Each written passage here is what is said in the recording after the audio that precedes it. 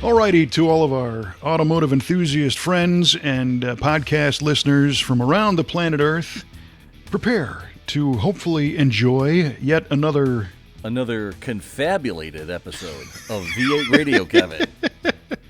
confabulated. Yes. Outstanding. I think that's like 3 words in one, isn't it? It is pretty much. I think I pick up a word here, I pick up a word there. Sometimes I mash them together. We make words. Yeah, it's con, fab, and elated. Yes. Meaning Is there a to meaning engage in conversation. Can you use that in a sentence, please? Kevin and I confabulated about the show. Wow. So we engaged in a conversation. Yes. Or we confabulated. Correctamundo. None of that to me in the etymology of the word sounds like it has anything to do with having a conversation. Yeah, what can I tell you? Yeah, the but words that's come, the words go. It's just how this show goes too. Pretty much. You are listening to VA Radio. I'm your host, Kevin Ostie, joined as always by our esteemed co-host, the confabulated Mike Cuball Clark. And we've got a lot happening on this particular episode, so I hope you're ready. Well, we sure have. We probably won't have as big a trivia question as we had last time. I hope not for our listeners, or they're going to confabulate against us. Bonus for proper use of the word confabulate, Kevin. Yeah, right. Well, as you alluded to, on every episode of V8 Radio, we start off with a trivia question, usually automotive in genre. And we ask it in the beginning and answer it at the end, and that way it completes the circle of trivia life all in one shot. So meta. Love it. Have you prepared a trivia question for this episode? Absolutely. Yes, sir. And let's have it. So, all right, Kevin, there's a lot of fast cars out there. Sure is. Sure are. One car in particular was so fast it actually broke the sound barrier. What car was that? That is fast. Mm-hmm. I'm going to say... I mean, I loosely use the term car, but you know what I mean. I know what you mean. Something. I'm going to guess it's something with wheels on the ground. Correct. Right. I'm going to say that was the land speed record holder, I think to this day, known as the Blue Flame. The Blue Flame? Which was sponsored by the natural gas industry and driven by a guy named Gary Gabellic, who I believe broke the sound barrier in 1970 or so in that thing. It's actually built in a shop in Wisconsin, of all places. If it's the right car. If it's the right car, yeah. All right. Kevin says Blue Flame. All right. And you said it was done in the 70s. Bonus question for you if you can tell me when it happened. I think 1970. 1970. Yeah. Now, there is a possibility that another land speed car has beaten that, because I know the Brits and the U.S. were going back and forth in the 90s and early 2000s, I think, with the land speed record going back and forth. But I think that was a different class. I think the Blue Flame might still be the fastest one. Otherwise, my alternate answer is it's a different car. How about that?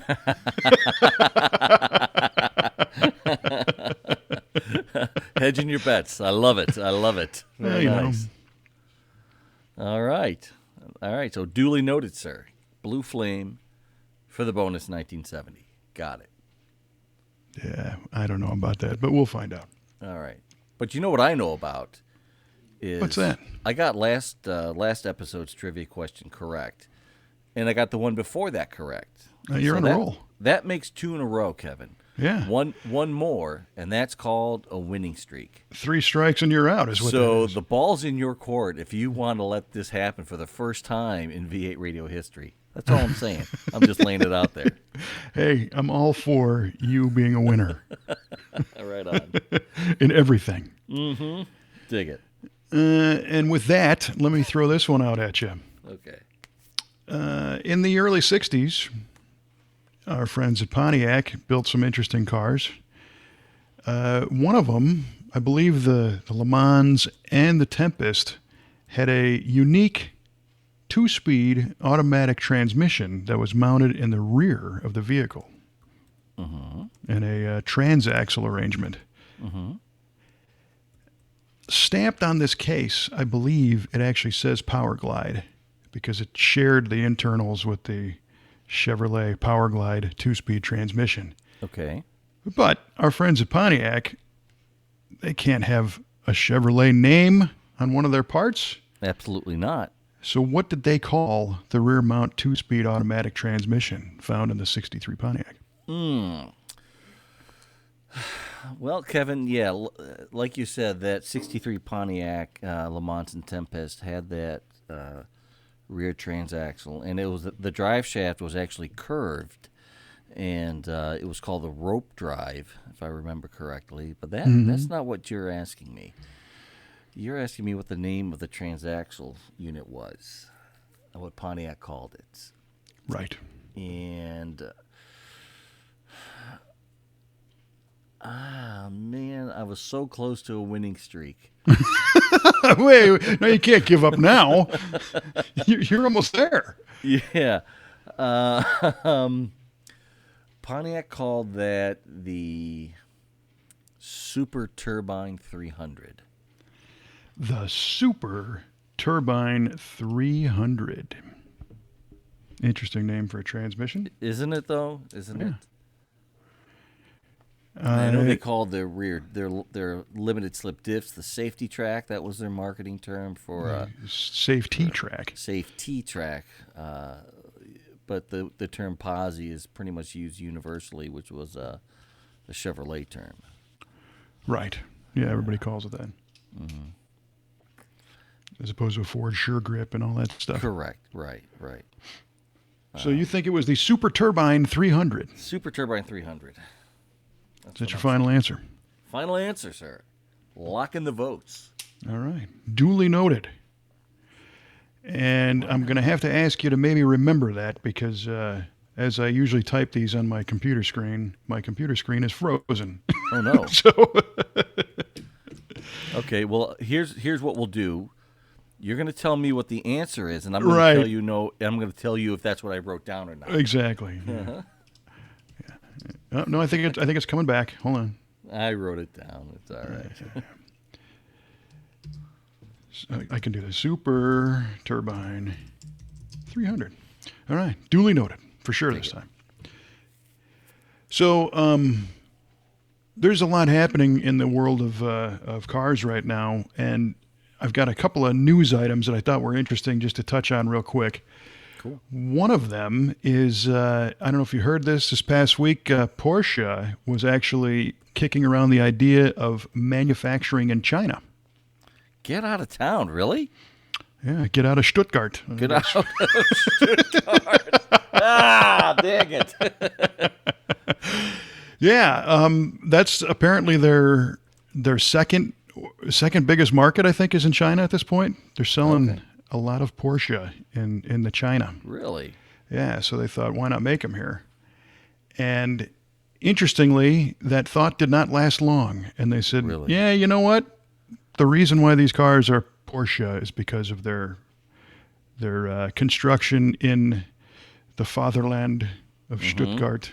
And if they made them somewhere else, especially in China, it would dilute the brand, and it wouldn't be the same. So, good for them. Yes, agreed. Good for them. They're absolutely right. That would certainly it would lose some of the allure that a Porsche carries, I think. Oh yeah. Well, you would have, the word on the street would be, the Chinese Porsche are junk, and the German ones are the good ones, and it could go in a whole bunch of different directions.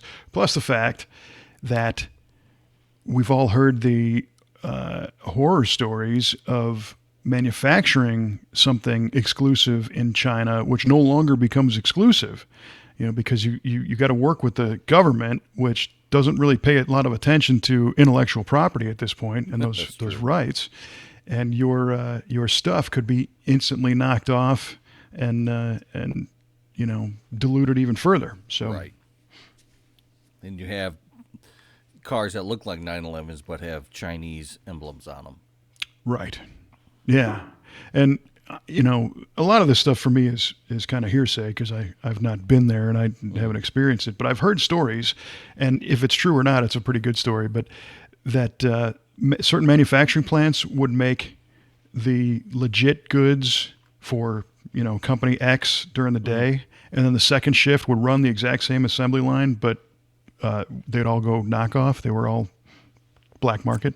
Oh, really? Yeah, and the arrangement was like, no, you only lease this facility, or we gave you permission to operate in 9 to 5, and then the second shift comes in and runs them for something else. So Oh, my gosh. yeah, again, I don't know if it's true, but who knows?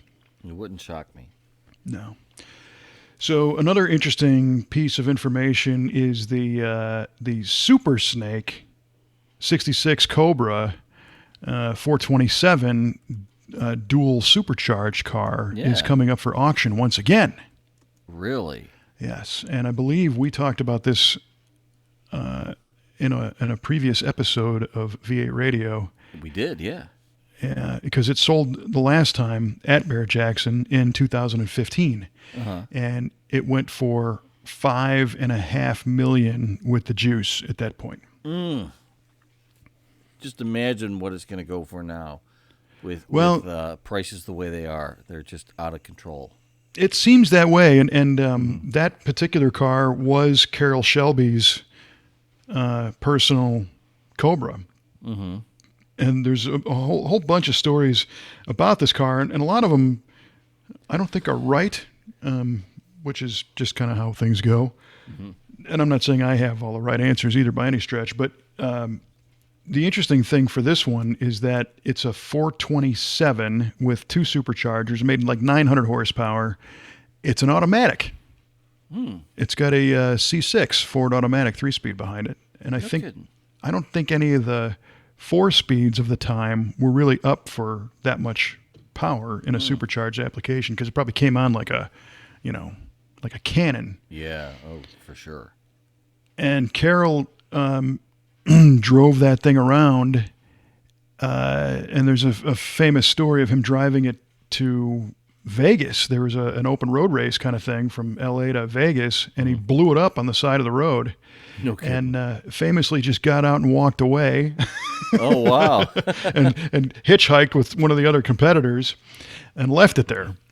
And of course, eventually they sent the team back to pick the thing up, and they got it back. And this particular car ended up changing hands a few times. Now, at one point, and this is true, Carroll was driving his supercharged Cobra, and he encountered his friend Bill Cosby while out grocery shopping, and he gave Cosby a bunch of crap about Cosby driving a Ferrari. And Cosby said, well, look, when you build a 200-mile-an-hour Cobra, I'll buy one. And Shelby told the guys down in Torrance to build another one because that car was capable of that kind of speed. So Bill Cosby got the other one. I remember Bill Cosby having that. Yeah, and I think he did a whole comedy record routine about it, and it scared the hell out of him, so he got rid of it. And that one, the Cosby car, apparently went up north in California to the San Francisco Bay Area where a gentleman bought it. And the story is that this guy got pulled over and finished up his his time with the police officer and was angry, so he floored it and took off down the road, and apparently the throttle stuck and he went over a cliff and the car ended up in the ocean, and ended up perishing, which wasn't good. And they eventually took the remains of the car and shipped it to England, where the cage was sort of salvageable, but it got reskinned and put back together, and it exists again, but not in the twin supercharged version. Somebody said it's got turbos on it now. Somebody else also said it's carbureted or whatever. So that one isn't really the original car anymore. But the blue one, that was the black one. The blue one that Shelby had certainly does exist in its original form. And the interesting story behind that one is in about 1970, apparently Shelby sold it to singer-songwriter Jimmy Webb. Is that right? Yes, and I don't know if I've ever told the Jimmy Webb story on this podcast that I have, but You may have. Jimmy had the car up until the 90s, and he wrote a song about it, and Right. really loved the car, and it went away. He didn't have it anymore, right? Didn't he lose it in a divorce or something? Well, so that's what he told me. You did tell me this story before. Yeah, so So great. yeah. So I'm a big Jimmy Webb fan, and for those who don't know who Jimmy Webb is, he wrote Wichita Lineman, and By the Time I Get to Phoenix, and Galveston, and a whole bunch of kind of American standard classic songs. Glenn Campbell recorded a lot of them. Everybody recorded them, and he was making a bunch of money by 1970 with royalties and whatnot, and so he bought this car. Well, by the early 2000s, I guess, he was still around. In fact, he's still around today, and he was performing his own songs, which was, unusual for most people because they're so used to hearing Glenn Campbell and whatever. Sure. And Kelly and I were living in the Chicago area right as we were starting our VATV Productions television business, and Jimmy was coming to a theater, a small theater, 300 people or so, called Piper's Alley. And I know it well. yeah, Kelly got tickets for us to go meet him and go see the show. So I was super excited about it, and it was wintertime, and we drove down there and saw the show, and I knew all the songs, and it was a great performance. It was very cool. And Webb was signing stuff afterwards. He had a little autograph session, and I had the forethought to find something. I was thinking about bringing something. I wasn't quite sure, but I found this picture of him in a Cobra, which I now know was the Super Snake car, and the picture was probably from the late 70s. I didn't know it was the Super Snake at the time. I just thought it was him in a Cobra. So, actually, I did not have. I saw the picture, but I didn't have it with me, so I didn't really know he was going to be signing autographs. But we get in line, and we finally get up to him, and I said, "Mr. Webb, it's an absolute pleasure to meet you. I've been a huge fan forever." And he said, "Do you have something to sign?" And I said, "Well, not really." And he goes, "Well, do you have the concert ticket stub from tonight?" And I said, "That I do." And I gave it to him, and he said, "What's your name?" I said, "Kevin." And he said, "All right." He writes like "Best wishes, Kevin," whatever. And I said, "Actually, I found this picture, and I should have printed it out and brought it because I'm a car guy, and it's you in this really cool Shelby Cobra." And he just looks up at me, and he says, "Yeah, I lost that in a divorce." Next. So I'm thinking, along, oh, man, right. There's a saying about, don't meet your heroes because, it could be a letdown. Well, right. I certainly let this guy down. So we fast forward a couple of years, and now I'm living, Kelly and I are living in the St. Louis area where we live now.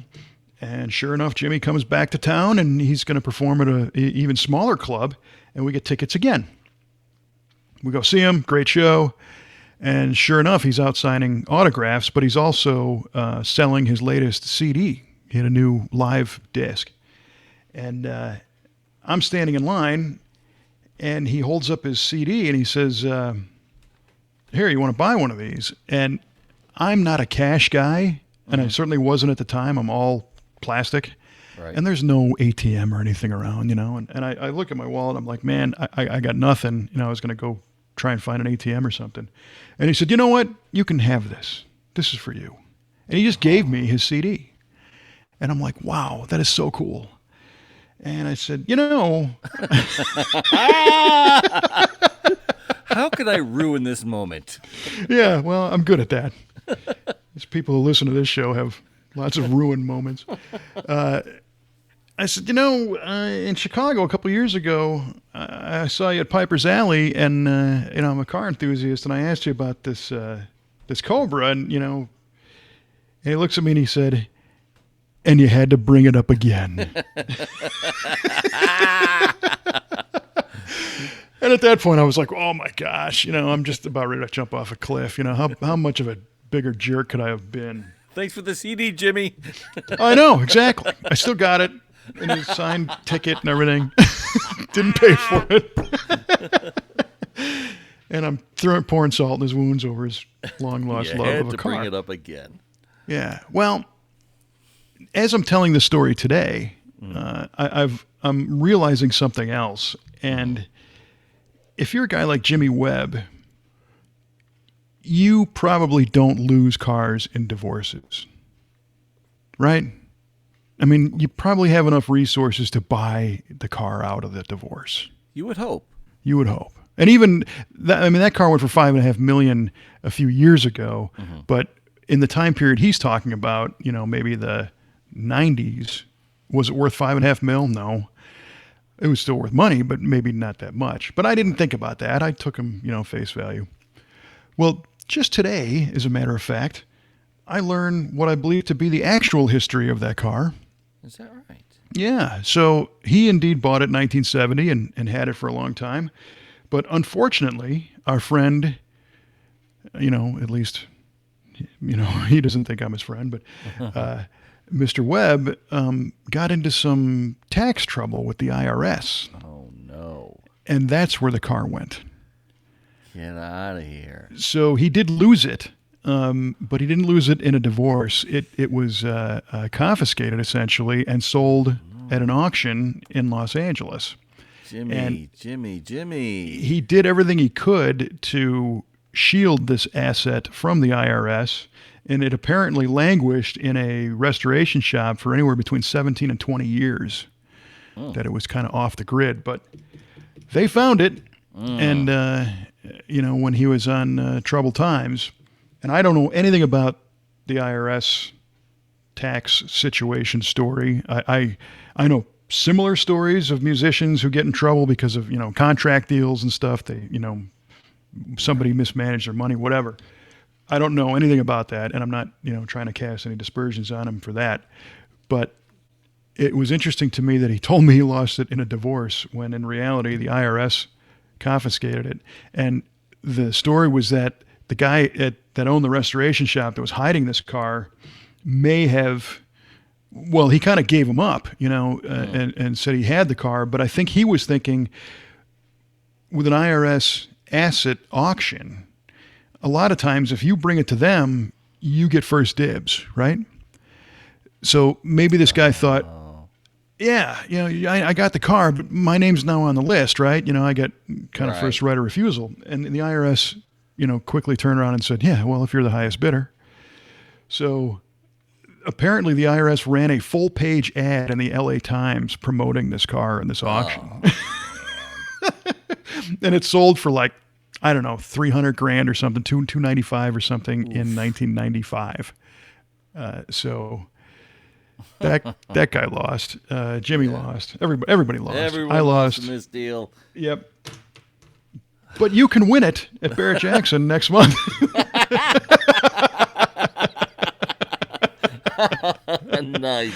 Nice. You hear that, Jimmy? Yeah. Oh man, yeah. Home. Wouldn't it be wild to see him there bidding on his car? Oh, that would be great. As a matter of fact, wouldn't it suck to lose your car to the IRS and have to pay millions to get it back? Yep. Yes, it would. Yeah. So when it sold in 15, I was displaying for Muscle Car of the Week at Barrett Jackson, and I watched it go across the block, and our good friend Charlie Lillard was actually bidding on the car. Is that right? Perhaps for the brothers' collection. Perhaps. But it did not end up there, so maybe it will this time. Bid again. I don't know. Oh, that would be something. That would be a heck of a feature for Muscle Car of the Week. Oh yeah. If that happened, I would have to. Well, I'd have to have you call Jimmy Webb. And I would do that for you. Because he ain't going to show up if I call. Well, I would say if Jimmy Webb won it again, you'd have to make it a point to find him.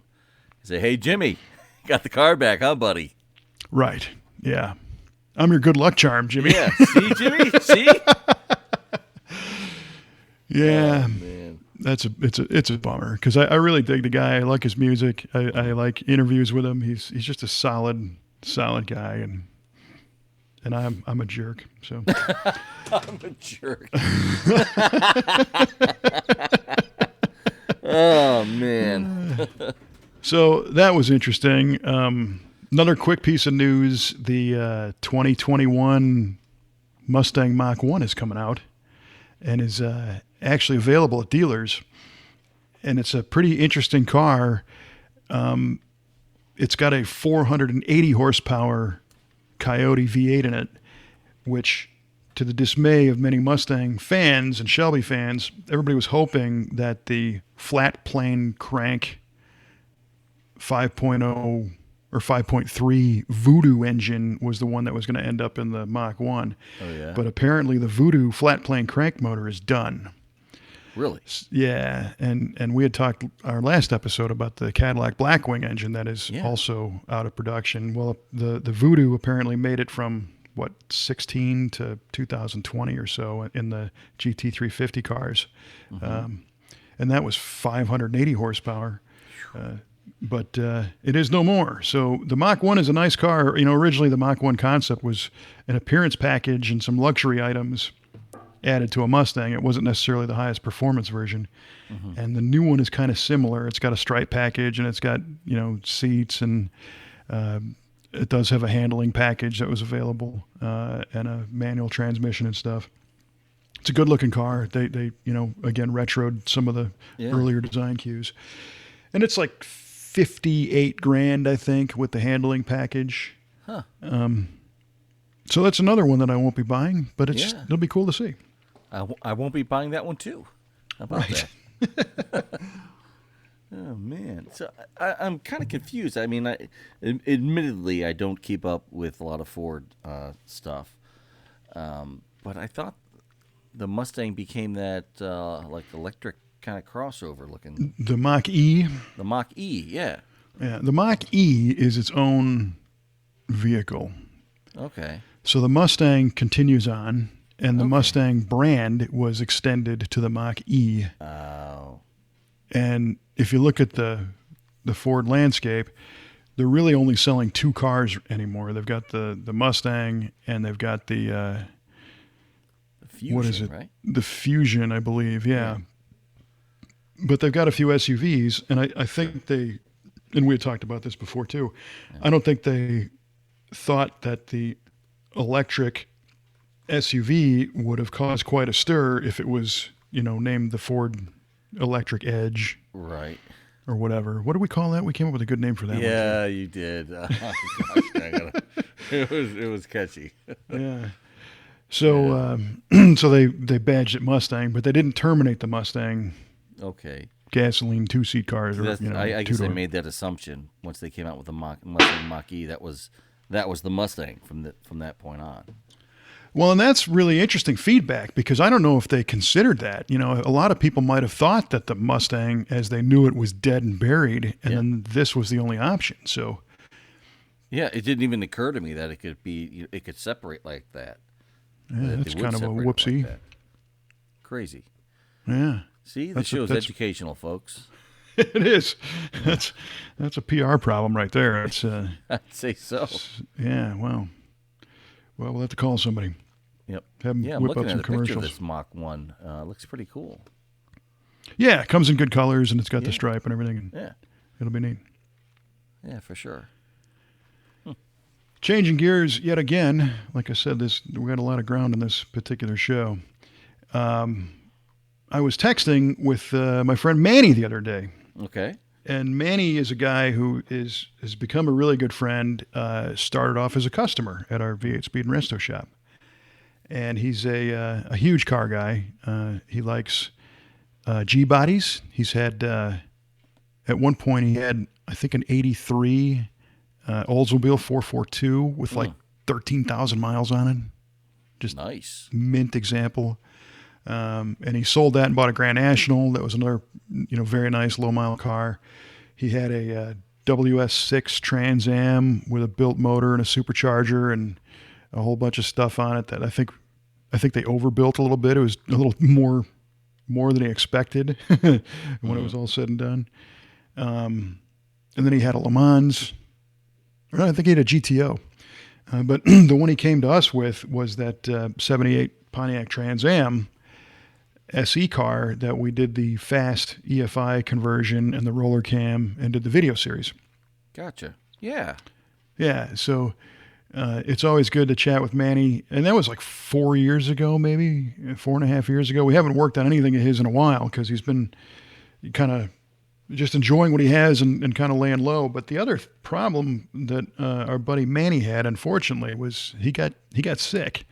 And he had a bout with the big C with some cancer, and he beat it, which was great. But it was a process. I mean, it was it took a lot out of him, so he hadn't had a whole lot of time to enjoy his cars. But he texts me, every once in a while, and we talk about stuff. And Manny's one of those guys who you can just talk cars with, and he's super excited to talk about cars. And at one point, we were talking about, he was all excited. We were talking about building a KISS van for him. Oh, yeah. Because I had seen Jeff Allison, the illustrator, released some van thumbnails and sketches online. And one of them was a Trans Am nose on a van. And I'm like, oh, that's super cool. And another one was a van with the Eddie Van Halen Frankenstein guitar, red, white, and black color scheme all over it. And the van was called Eruption, it was really great theme vans. And I showed him to Manny and he's like, oh, dude, we need to do a KISS van. So you have those conversations. He had another really cool one. He wanted to do a Pontiac 2+2, like an 86. Yeah. But with the Trans Am shaker hood and the bird instead of the stripes. I'm on board with that. Wouldn't it be awesome? Yeah. And then, I tried to ruin it for him by telling him it had to be an LS. Kevin, instead of no. a 301 Pontiac at 140 horsepower or whatever was in it. You can build it up. Yeah. Well, 455 or something. Yeah. Cool Pontiac motor. So the takeaway was Manny always gets excited about cars and this kind of stuff. And it kind of made me think this past year really, was tough on everybody because the events were all canceled and, we all know what didn't happen. But I found myself getting excited, right along with them. And I thought to myself, this is interesting. Are there still things in the car world that I get excited about? And right now, I think my brain is in kind of self-preservation mode where it's not letting me get excited about events because of the fear that it's going to get canceled. I'm right there with you on that. Yeah, I kind of, I'm like Lucy and Charlie Brown with the football. I don't want to. Yeah, right. Now you're going to hold it there, right? You're not going to take it away, right? No, right. I'm going to hold it there. Yeah. Go ahead, kick the ball. And it just gets pulled away. Yep. So I was thinking, maybe it'd be kind of cool to talk about maybe the top 5 things that really, would get you wound up, even to this day, having been involved with the car world for so long. So that's what I posed to you in a text saying, hey, why don't we hit on our personal top 5 of cool car things that we'll get excited about. Dig it. And I happen to have a top 5 list. Right on. Well, I did my homework. That's outstanding. Yeah. Maybe hit me with the top 5 or the number 5. Let's go number with number 5. All right. My number 5 is what gets me jazzed is merely the fact that I own a cool classic car. That would do it. Yep. Since I was a little kid and I first saw that picture of my dad's 65 GTO, I've always wanted a cool car like that. And I remember when I was in the Air Force, I told myself, listen, kid, before you're 21, you need to own a GTO. And Before you're 21, you threw the gauntlet down. yeah, I did, and I did it when I was 19. Nice. And then scrounge one up. That first 67 Post car I had, and they had a 455 in it. Mm-hmm. And I loved owning it. I absolutely loved it. And even when I traded it for my 66 Sprint 6 Le Mans, and I loved that car. Prettiest car I ever owned. And it just, I get jazzed by the fact that I still have a 67 GTO today that I got from my dad. And I remember when I didn't have that car, when I had no cool car, I'm just kind of bummed because I know guys that have it. I'm like, man, I need a cool car again. This is enough. I need it. So yeah, owning a classic is my number 5. That's a great one, and it's it's something that kind of in the spirit of this whole little exercise. That's something I take for granted, for sure. I'm lucky that got a couple of cool cars in Kelly's truck, her '54 Chevy, and to me, they're such a part of my life that I'm always thinking about what I'm going to do next, or what needs to be fixed, or when I can drive it, and I don't really step back and go, you know what, this is really kick-ass. Yeah, it is kick-ass. It is. And hopefully others that, someday want a cool car and don't have one yet can find a way to make it happen, because it's it has its source of joy and gratification and frustration and tears and all the rest. It's all that. You're right. Yeah, right on. All right, well, my number 5 is a kind of different from that one. But it's, I love watching racing when you know the racers' stories. That gets me totally wound up. I mean, I like racing anyway. I'll watch anything. If there's 2 of them, let's race. I don't care what the heck it is.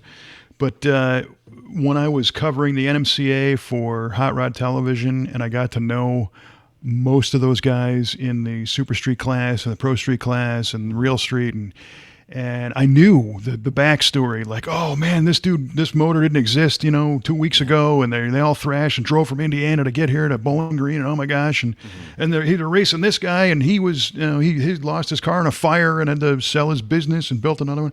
And once you learn all that backstory, the race becomes personal, and you really feel that connection, and you're rooting for him like crazy. Exactly. And I never forget, we would hire local cameramen in different cities, because it was a cheaper thing to do, and they knew the area, so it was a better deal. But some of these camera guys, to them, it was just a day of work. What are we shooting today? Oh, we're going to a racetrack. Okay, great. And here's me on the sideline, with fists clenched and shortness of breath and all wound up, watching this race, and the cameraman's like, "What's the deal?" Well. You know these guys. Yeah, and I have to tell them the whole story, of why this is cool. And the fun thing is, most of those camera guys and production assistants and everybody else, they were all on board by the end of the weekend too. We're all watching the final rounds, and half the time they're supposed to be shooting the video on it, and instead they're watching it.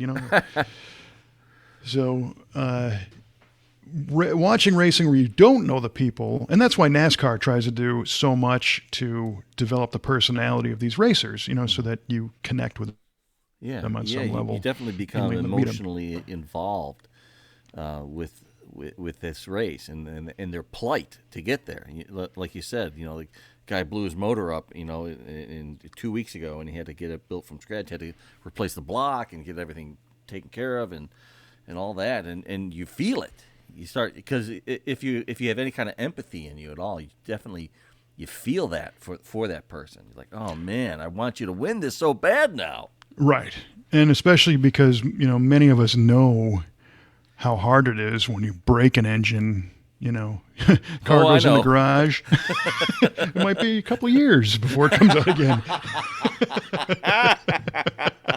Ouch, baby, very ouch. It wasn't a dig. It was just a little bit of the reality of being a car guy. So anyway, that's my number 5, racing when you know the racer stories. Cool. All right. My number 4 is I still love going to car shows and cruise nights and hanging out and seeing cool cars go by. Love it. That is cool. Something Yeah. I miss doing. Yeah, I didn't get to do it at all last summer, obviously. Looking forward to it this summer. Our local town of Plainfield, Illinois, they have a nice downtown area where they hold a cruise night on Tuesday nights. And it's on the way home from work, so I'll invariably just stop there on my way home, and I'll walk a few laps of the streets and check everything out and talk to a few people and just take it all in. Well, and you'll have the GTO on the road, so you'll be the king of the tasty freeze before too long. That's right. It's going to be awesome. That will be awesome. King of the Tasty Freeze. I'm going to have that painted on there. You'll be back to being a participant, which is Right. more than just a spectator. So that's good. Yeah. Well, my number 4 is kind of similar. It's I get jazzed up about cars that you don't normally see, but then when you finally see one in person. So I dig just about everything. I'm fortunate that at our shop I get to see a lot of really great cars. But for example, we had a customer with a 58 Edsel, and it was turquoise, and it was a column shift bench seat 2-door Edsel, and you never see those cars. No. And this thing rolls in, and I was just there. I was just looking at this thing all over the place, looking at the interior and the gauges and the trim on the dash and under the hood and the way things fit together and all that stuff. And it was really, really cool because the car's so different and it looks so different, but it was a chance to see another angle of how things were done that I'm not used to. I know every part of a 69 Camaro inside and out, but Right. on a 58 Edsel, it's all kind of different. So I get wound up when I get to see something that is really unusual, and I get to spend time with it and really check it out. Dig it. I like that. Yeah. Yeah. Going along the lines with going to cruise nights, it's really cool to see something you don't see a lot of, or you're used to seeing all your main players, your Mustangs, your Camaros, your Chevelles, your GTOs, your 442s. But when you see that real oddball, there was one guy had what was it, like a 40 something Mercedes that was at a cruise night, and it was beautiful. Yeah. And was it a Mercedes or a Rolls Royce? I think it was a Rolls Royce. I'm sorry. But he was just arriving in style, and he brought it to a few cruise nights a few years ago. And, I went there. I'd look for it, because it's so unique. Nothing else there like it. Yep. That's cool. Yeah. So, yeah. So, okay.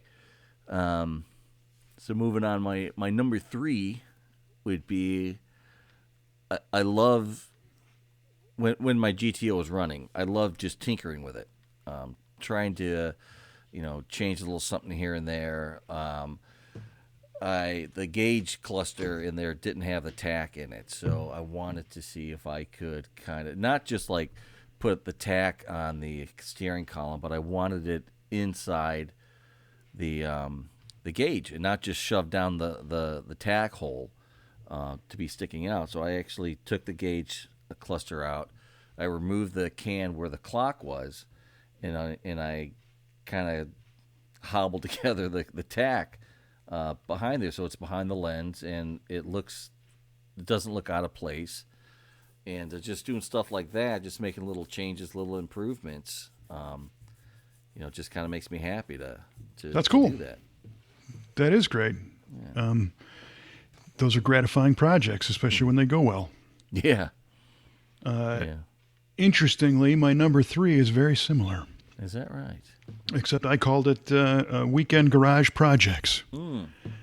And, to kind of define that, I really dig a project like what you were talking about, that you can plan out and that you can set the time aside. Maybe it's not this coming weekend, but the following. So you got time to get ready and get your tools together and get your parts and get the garage organized and cleaned and clear the time, and you can look forward to it all week. Protect the time, exactly. That's right. and get in on right away early Saturday morning, and if it's a 2-day thing, you finish it up Sunday night, and you wash your hands and go, this is done, and I did it, and hopefully it works. Yeah, no doubt. But that's a great example of that kind of project, and there's seeming, even if it's maintenance, or you were doing the timing belt on your daily driver, Right. that's a great, could be a long weekend project because it's not something you do every day, but Right. at the end, you were texting me saying, hey, check it out. Yeah, I sent you a small snippet of Fun with Cars. That's right. A couple episodes of Fun with Cars. That's right. By Cue Ball. We'll have to put those up on the YouTube channel. Yeah, right. Today on Fun with Cars. That's right. Oh, man. Okay, my number 2 here is kind of an oddball thing, but it's just one of those things that it kind of gives me a visceral reaction to, and that's the smell of classic car exhaust. Ooh. It's kind of hard to define, but it's different. I mean, there's some unburned hydrocarbons. It has a distinct odor that really kind of takes me back to my youth when you smell that a lot with cars that were on the road. I mean, today's cars burn so cleanly, and it's a good thing that they burn cleanly and they don't stink up the place. But that classic car exhaust smell, it really is, I find something so pleasing about it. It's hard to explain. Well, it's true. I know exactly what you're talking about, obviously, and it's when a carbureted car first starts up, it runs rich, and it has that smell. Once they warm up, if they're in tune, they don't really have quite Right. that much of that smell. I think gasoline is different today, so I think it smells a little different than it used to. You might have been talking about regular gasoline back then, leaded. Oh, yeah. Which, if you're sniffing that it might explain a few things. Yeah. So many variables, Kevin. So many. But that's a good smell, and a lot of people are really taken with the smell of really high octane race gas. Yeah. In fact, a lot of people burn that stuff just because of the smell, I see. which is not a good idea. Yeah. But it's another story. Yeah, if it's not meant for it, it's probably you shouldn't do it. Well, a lot of times it's hard for the unless you have a really high compression engine and a really robust ignition system. A lot of times that stuff won't light off, and you'll be driving around and it'll be stumbling and misfiring, and you'll be chasing timing and fuel pressure, and it's all fine, but the car doesn't run right, and it's because that gas is too hard to light, being really high octane. Gotcha. Makes sense. Yeah. Makes sense. And they used to sell cologne for your gasoline. I don't know if they did? still do this. Yeah, it was bottles of stuff that you could pour in the tank, and it would change the smell of gasoline to like blueberry and different fruits and stuff. You could get it at Jegs, I think. I gotta look gotta that be up. kidding me. No, it was a real thing. I don't know why, but it was a real thing. It's hysterical. Yeah. I love They it. have a bottle of stuff. I'll get you some. It's called, it's Mike's Youth. Mike's Youth. Yeah. Nice. You pour it in there, it just takes you right back. Oh, I love it. That's Yeah. great stuff. All right. All right, So well- my number 1 here on this list. Well, hold on. I got to Oh, do yeah. my number 2. Oh, I'm sorry. I apologize. I'm hogging the mic here. That's all right. Hopefully my number 2 isn't number 2. So for me, my number 2 thing that gets me excited and jazzed up is when a car is just going into the paint booth. Ah. Because at that point, especially in our world at V8 Speed and Resto, if we're painting a car, it's taken a while to get there because we did a lot of metal work, a lot of body work, and a lot of time was put into making this thing, wet sanding and getting it refined. And so it's a culmination of all kinds of work and care and detail that has an immediate change as soon as it gets color on it. So you're always excited to see what the color looks like when it lays out, Oh yeah. covering up that light gray sealer coat. But at the same time, it's high risk. There's many opportunities to screw up a car in the paint booth. And fortunately, I mean, super fortunately, our painter, Jeff, doesn't screw up in the paint booth. Well, but that's good. I've painted enough cars and screwed enough of them up to know that if you don't know what you're doing, you can do little amateur mistakes like drag the air hose across a freshly painted panel and screw it up that way. You can have your air pressure wrong and your metallics don't lay out right. You could have mixed your paint and it doesn't cure properly, or it runs, or the panel-to-panel color match is wrong, or you can zebra stripe it. I mean, there's a lot of ways to screw up a paint job.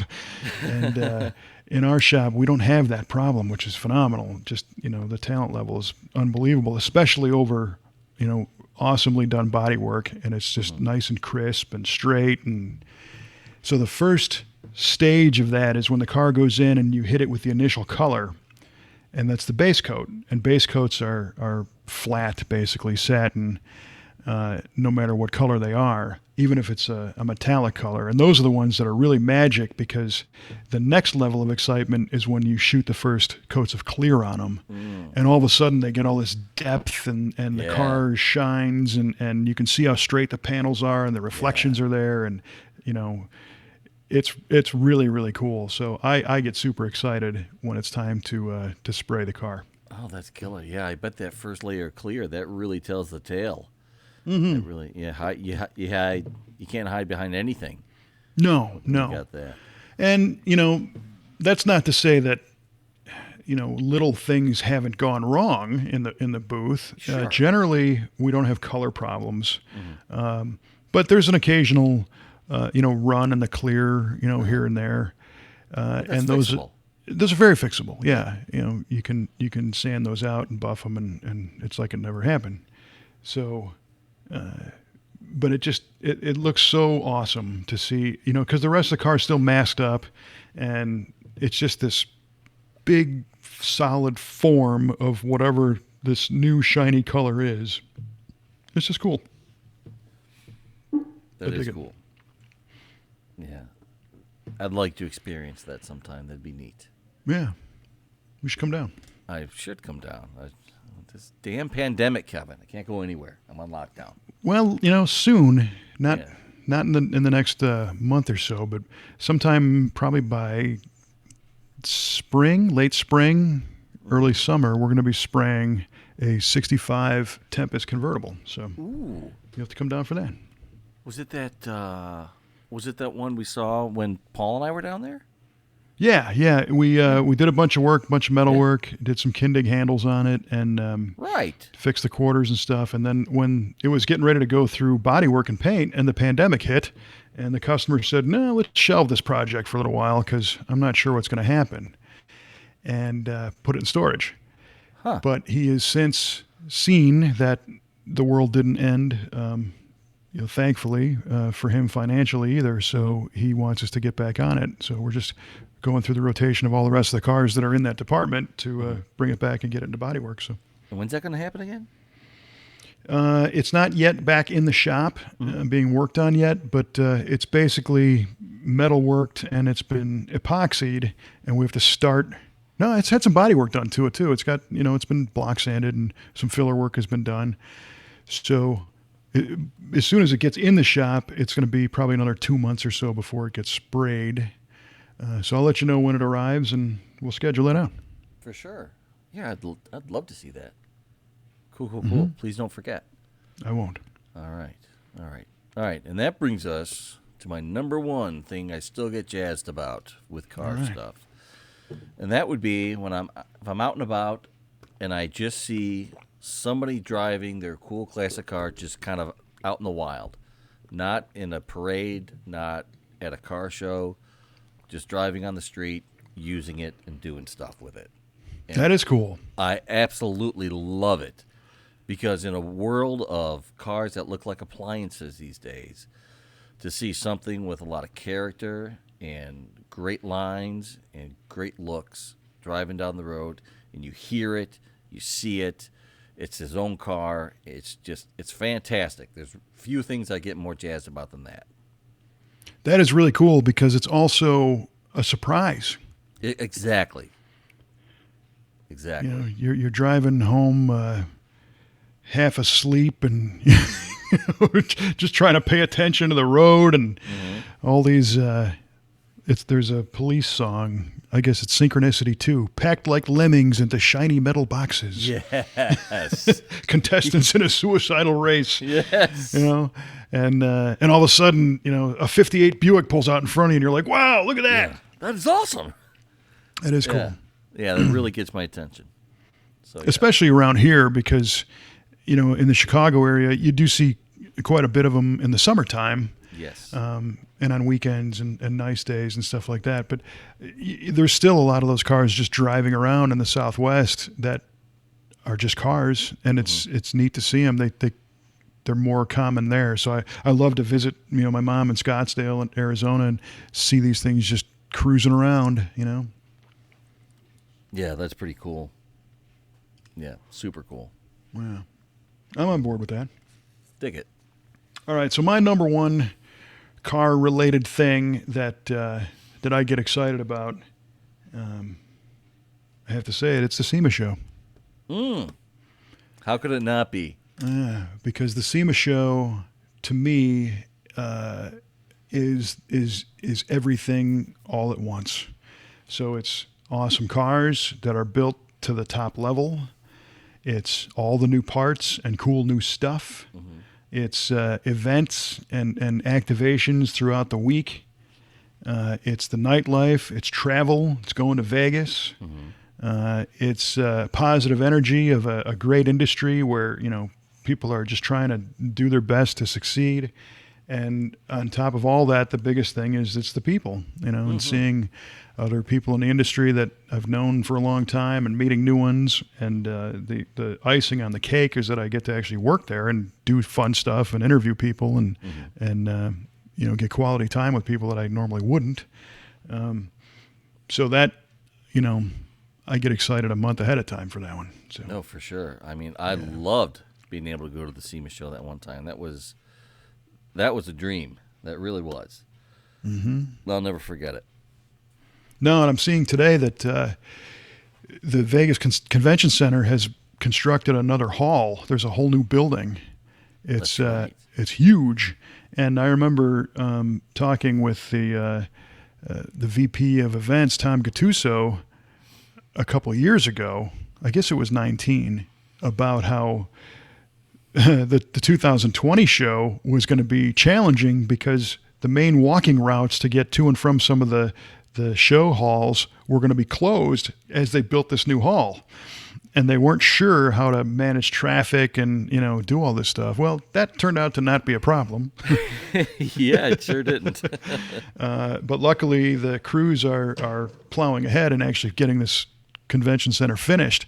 And Tom had the plan already figured out for how they would populate the new hall even back in 19. So he knew where it was going to go. He just didn't know what was going to happen in the interim. Gotcha.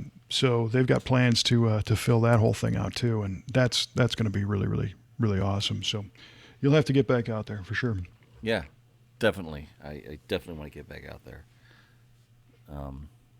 I have a couple of honorable mentions here on this list as well. No, right on.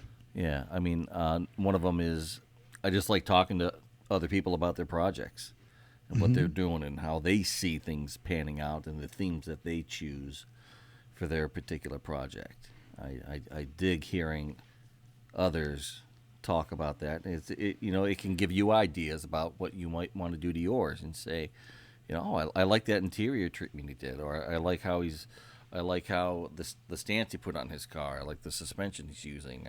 Maybe I want that for mine. So just kind of getting out there and talking, and you know, you get some ideas, and you're able to convey your thoughts to them, and maybe they get ideas. So that's kind of fun. And that kind of goes along with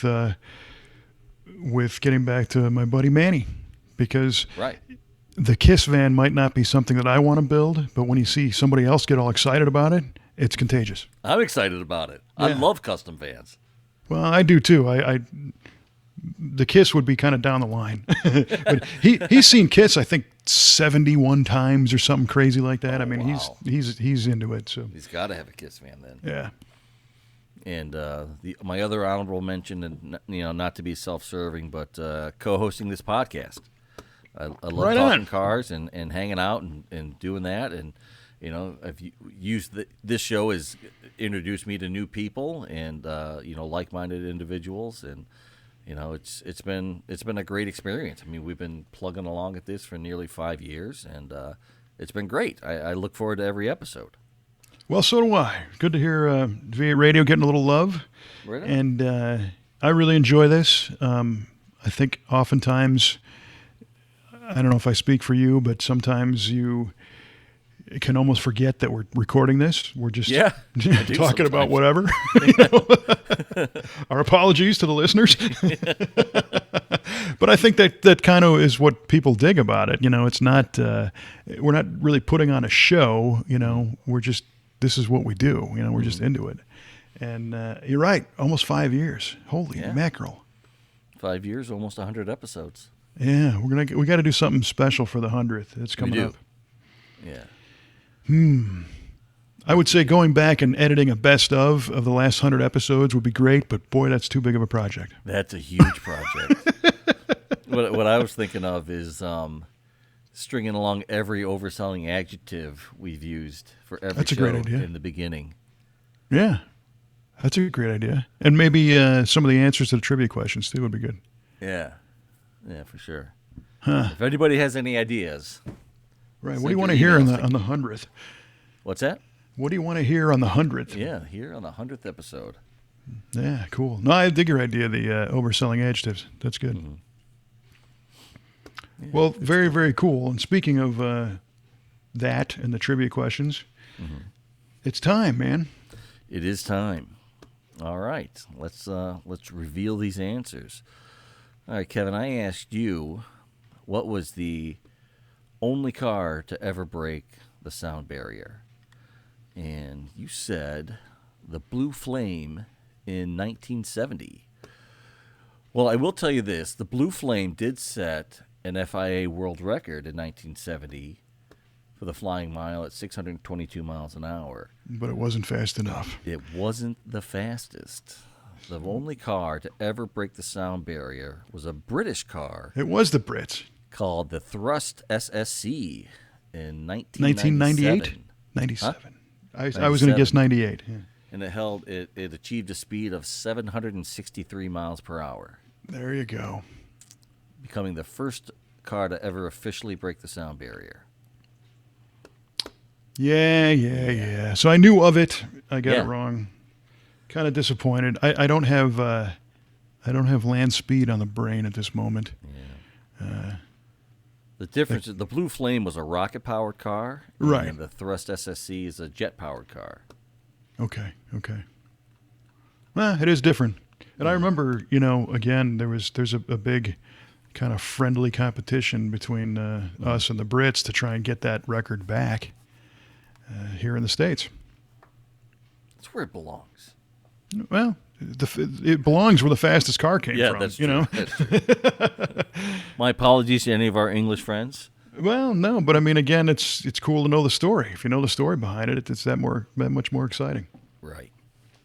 All right. So my question to you was in 1963, Pontiac had this unique 2-speed automatic rear-mounted transaxle that had the guts of a Chevrolet Power Glide. But, of course, Pontiac had to rename it. And what did they call it? Your guess was the Super Turbine 300. That was my guess. Which is a real General Motors transmission, by the way. Yep. But it's not that one. Correct. It is not that one. Oh, so close. My winning streak snapped. So the name of it was the Tempest Torque. The Tempest Torque. Yeah. Oh, heavens to Betsy. Which is not a common thing, No. I don't think a lot of people knew that was called the Tempest Torque. I don't think a lot of people did either. Because if they did, you would hear that term like all the time. That's a cool term, a Tempest Torque. It's a good cool name. But I think those cars are so few and far between. They just don't get any exposure or any love. Right. I agree. Ah, man. And I knew Super Turbine 300 was wrong when I said it, but that was the only one that was coming to mind. I knew it wasn't, obviously it wasn't a Power Glide. But I think that Super Turbine 300 was the 2-speed transmission that like your later model Le Mans or Tempest used. I mean, Yeah, that was generically call it a Power Glide, but it really wasn't a Power Glide. A BOP Yeah. pattern transmission. Was that also the Slim Jim? Maybe. I don't think so, I'd have to actually. I look think the that Slim up. Jim's different. But in anybody that era, knows. 65, 6, 7, 8, something like that. Yeah. Well, we both lost, so So close. I'm stuck to 2 in a row. But that was nice. It was great while it lasted. I gotta say, I was flying high there for a little bit. Woo. well, you were. I mean, that's all the more inspiration to continue on. Yeah, but like Icarus, I flew too close to the sun. I came crashing down. And that's all we have today on V8 Radio, friends.